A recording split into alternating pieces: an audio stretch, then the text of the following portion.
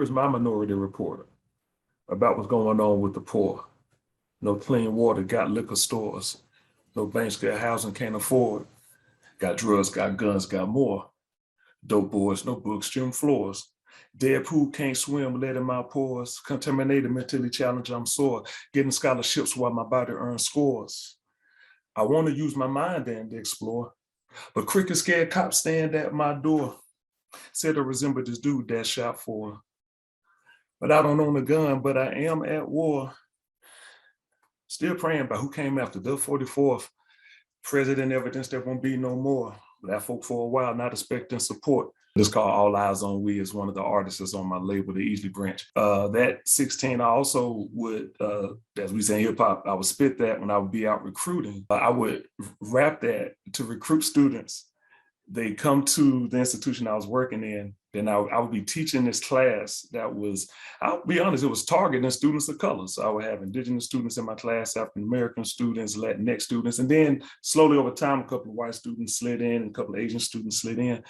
And it was like, that was the one class where the students could let their hair down, they could be themselves. And we would look at every discipline that they were studying, and we would analyze why they didn't see their culture reflected in that discipline. I said, there's a reason why you don't see it. And it's not because we don't exist. We would strengthen these students. We would get ready for the ignorant things people would say. I was like, we're going to talk about why affirmative action shouldn't exist. And we're going to talk about what a real bootstrap is. Talk about our history. And so then when they would leave my class, and students would come in all the time at first and be like, man, why am I in this class? And then later on in the year, student would come and be like, Doc, you believe somebody said that I'm only here because of affirmative action? I was like, and what did you say back to them? And see, my students, they wouldn't complain about what people said. They would nip it right there as soon as it was done. Because I told them, if I'm not here, you have to do this on your own. You have to do this because these systems that we're in, we didn't create them, but I believe that we can dismantle them. And so I would use hip hop. Fortunately for me, I'm wearing a t-shirt of one of my artists right now. I'm gonna go ahead and pull it down so you can see it. It's B. The name of the album is 2020 BC, meaning before COVID.